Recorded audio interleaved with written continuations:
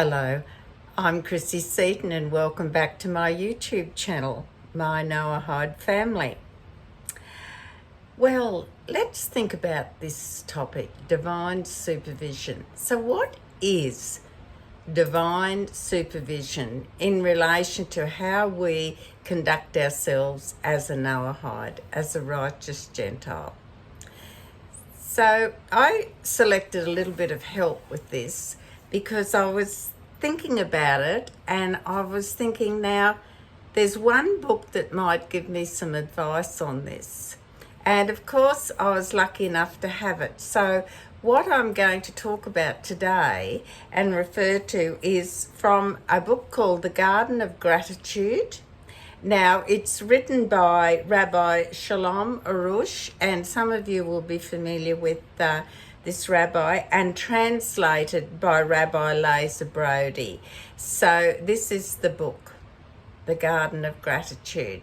And it's just a little gem, because there's some little short descriptions and explanations in it, and they just sort of nail and answer some of the things that we often have questions about. And I found this to be so again with the topic of divine supervision. Excuse me, my voice is still a bit croaky. So I'm going to talk about that today and say, well, what is divine supervision? How do we understand that, and what can we relate it to? So it's divine supervision is directly related to divine providence, and I think and being grateful for everything. So that all sort of comes together, and you will note that after you've heard this or watched this video. So the more we trust in Hashem's presence in our life and his divine supervision, then the better our emotional state will be, and our health as well. So that's sort of kind of in a nutshell, but I'm going to refer to the book and read a few snippets out of it. Now, where I'm coming from will be page 177 and page 178 in the book. You can refer to it, and it's simply called Divine Supervision. So I use the same heading. So I'm going to refer to this now. We hear words like divine providence, divine supervision, divine, interjection, things like that. And we kind of, have a fix in our mind of what it really is. But do we really relate it to us as the individual? Not just the definition, but do we actually pause and say, now, how does this relate to me? Have I really grasped this? So I feel that if I go through what is explained in these couple of pages, it will open up a whole new vista for you, and certainly a whole new avenue of help. So,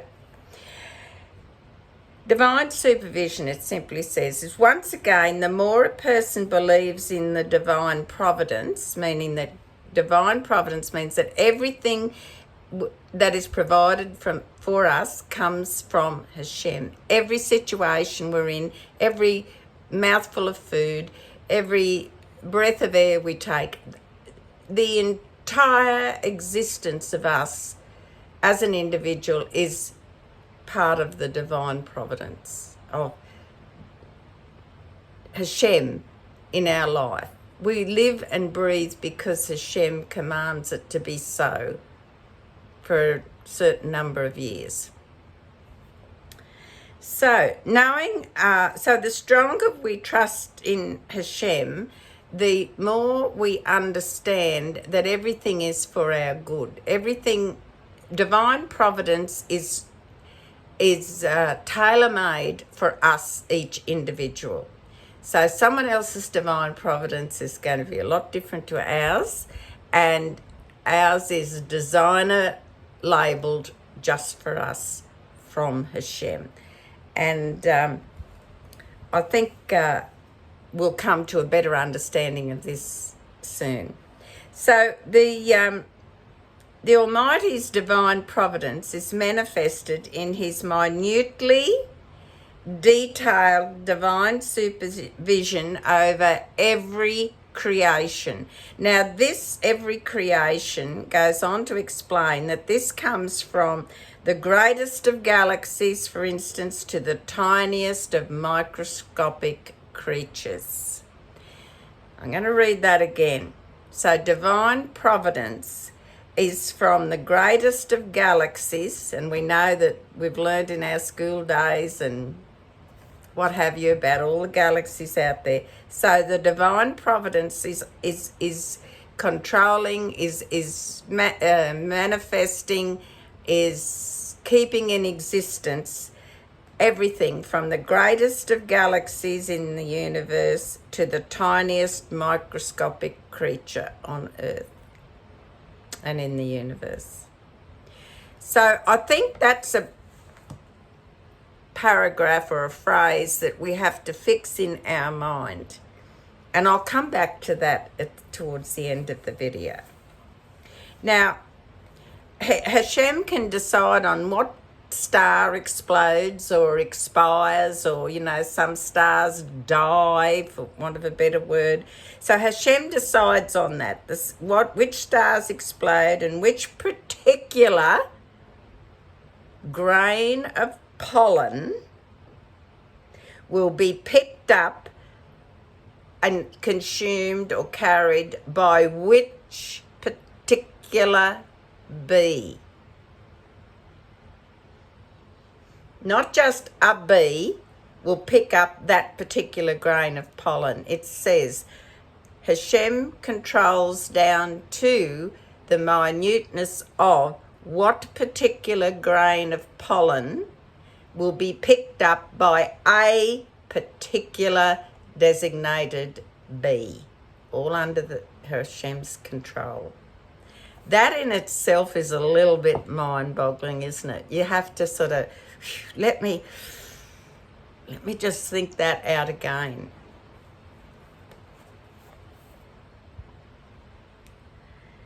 So, it's an understatement for Hashem's divine supervision to say anything less than mind-boggling, isn't it, really? You can't say anything other than that.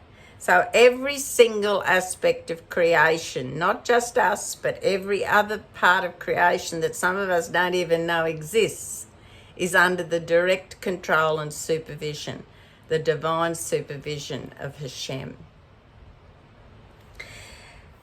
Now, most of us would have learned it very early in school, probably, that no two snowflakes are identical, that every solitary snowflake has a different shape, its crystallization is unique.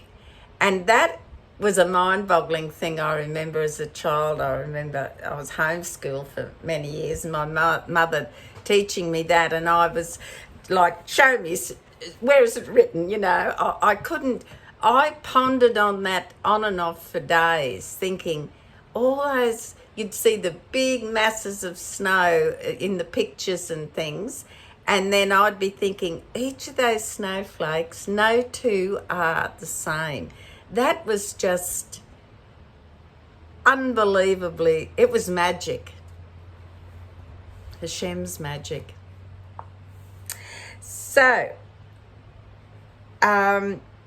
we want to go on now and sort of understand through what I'm discussing now, is that this awareness of Hashem's divine supervision is most important for our emotional health.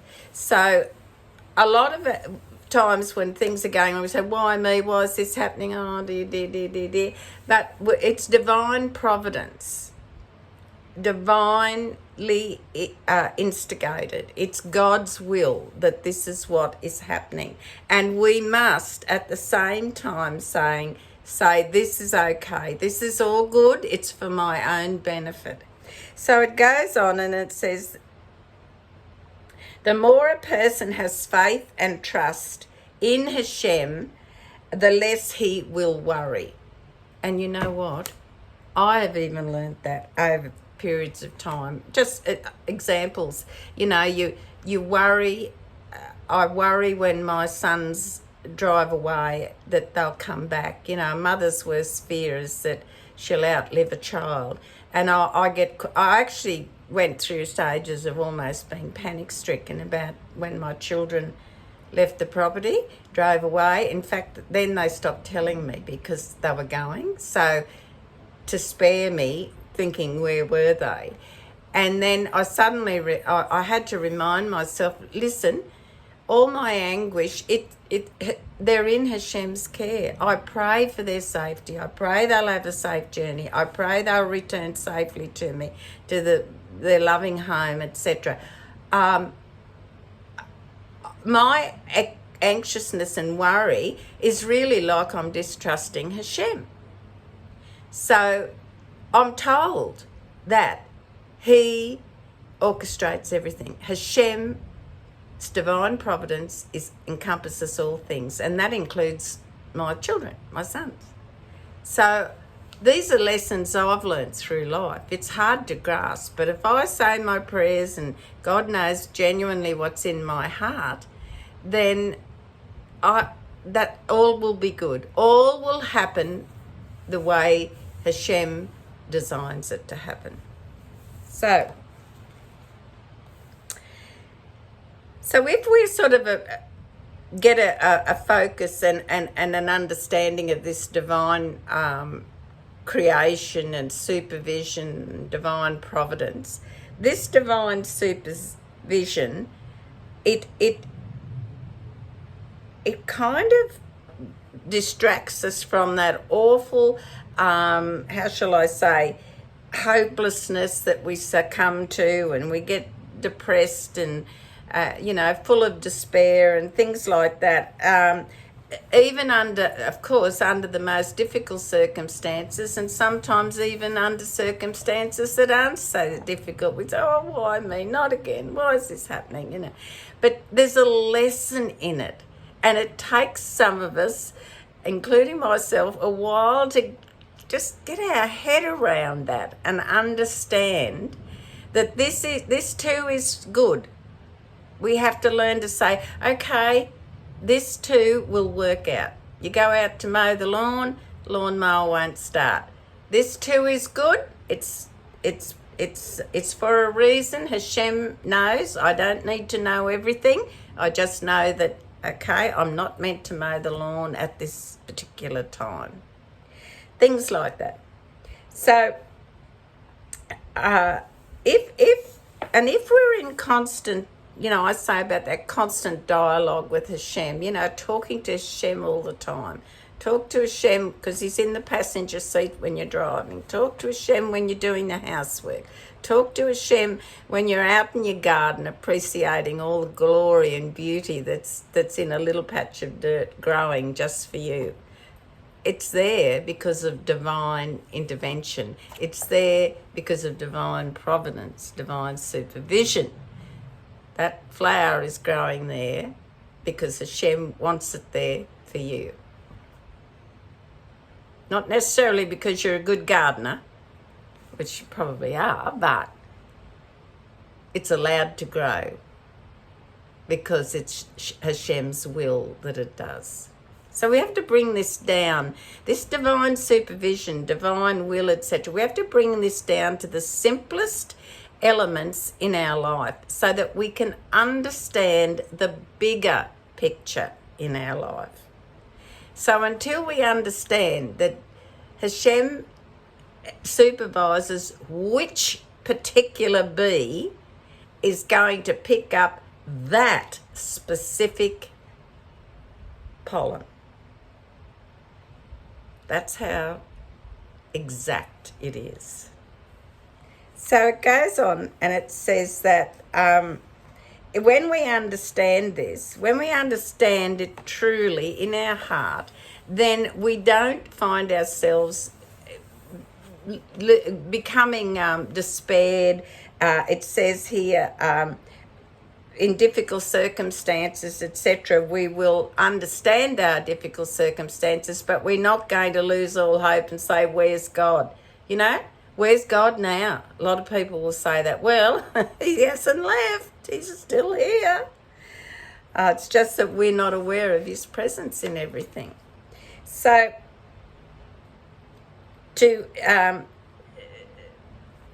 if we're in constant dialogue with Hashem, we're keeping ourselves mindful of the fact that every step we take is under the protection and guidance of Hashem. So we need to undertake everything down to its simplest format in terms of divine providence, divine supervision, divine intervention, all those things. It's all good. It's for our benefit. So we kind of tell ourselves that we're aware of this when we take part in our personal prayer with Hashem, and we focus and we set time aside and we go away in a quiet spot, our little corner, and we start talking and praying, which God speaks. So speaking to God is prayer in our own words wherever possible. Doesn't have to be scripted prayer. So we understand we're speaking and in the presence of God then.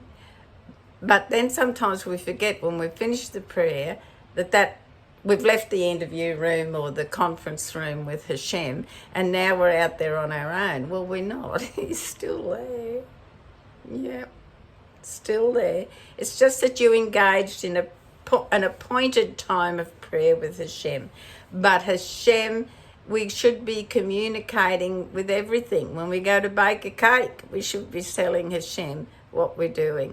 We should be describing our garden to Hashem. Thank you, Hashem. All those red roses have come out beautifully, but I had to spray them with some insect repellents and aphids, or you might spray water on the aphids early in the morning to get rid of them. There are so many aspects of our daily life, our daily activities of living, that God supervises. Hashem is there walking through our day with us, supervising everything, the good, the bad, and anything in between. So, now Rabbi Natan of Breslev said that belief in divine supervision is the foundation of Torah, the entire Torah. It goes on and says divine supervision is the result of Hashem's ability to see and direct every occurrence in the universe.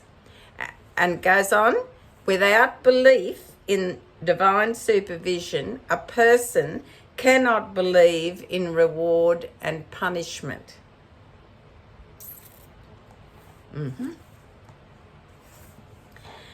Rabbi Natan went on and concluded that the slightest doubt, now this is extremely important and I'll probably repeat it. Rabbi Natan concludes that the slightest doubt in Hashem's presence, in Hashem's precise divine supervision, constitutes a total denial of Hashem, God forbid. So in other words, if we don't understand, believe the concept that there is a divine supervision upon and over everything, every part of creation, whether it's visible or invisible, then if we don't believe that and understand it, then we are saying that we're denying God. We're denying Hashem. It's saying that there's no God, one and only true God of all things. That's what it's saying. So that's an emotional poke in the ribs, isn't it? For us. Now it goes on now and says the barometer of true Emunah, and particularly Emunah in Hashem's divine supervision, is an even emotional keel, void of anger and anxiety, and leading a person to a worry-free existence. So a lot of our worries are brought upon by our own doing and our own thoughts and opinions. Someone who believes in Hashem's divine supervision doesn't look for a scapegoat when something doesn't go according to his plan or wishes or desires. He doesn't persecute himself, nor does he torment his wife or children. He plays no blame games with people. He believes that everything in his life is the product of Hashem's divine supervision, and it's all for the very best. So, in a nutshell, it's saying that if we had a barometer about our faith, then it should be on that high level of Emunah all the time. I know I wanted to get the lawn mowed today, but I'm not meant to. Hashem has something else for me to do. It's all good. It's all Hashem's will. And the sooner we come to that, the less anxious we become and the more focused we become upon the matters at hand that we can do. Instead of that, I will do this. I can't mow the lawn. That's Hashem's will. And there could be many, many, many reasons why not. I might mow over my foot. Anything could happen. And today is not the day he wants me to mow the lawn. However, I can go and do something else. Whatever. I might have a pile of mending. Could be anything there that needs to be done. So we've just got to understand that sometimes Hashem says no. He's saying, no, I don't want you mowing that lawn. I've got something else more pressing I want you to do. And then it is up to us to think, now what other thing, other than that job of mowing the lawn, do I need to do that will please Hashem? And often it's a simple matter of, well, Hashem, what do I do now? And I can tell you from experience, it won't be long and you'll know what you've got to do instead of mowing the lawn or whatever else it is that you weren't able to do. But it takes a long time for you to get that, I won't say blind trust because it isn't, but that intuitive trust, that intuitive understanding that, Hashem is speaking to me, not going to mow the lawn, can't do that. So there's obviously something else I need to do. So we must come to terms with that and not only understand that Hashem has divine, eternal control over everything in life, every minuscule microscopic organism to the trees, the construction material for buildings, everything. Hashem is in control of all that. And so the sooner we come to terms with that, the better off we'll be in terms of our own well-being and progress and our own relationship with Hashem. That all things are good for our own good and Hashem ordains it. That's the way it is. I hope this has been helpful. And again, this is a wonderful book because it just has short little headings and topics in it that you can easily read, so you don't have to read the whole book. And I refer to it a lot sometimes, just want to sit quietly and read something. And some of the things in it, every time you might reread it and something else jumps out at you. So when you're contemplating and reading beautiful advice and books that are available for us as Noahides, it's amazing what else it triggers in our mind. And we think, where did that come from? Well, Hashem, that's where it came from. Put the thought in your mind. In the meantime, please take care and God bless.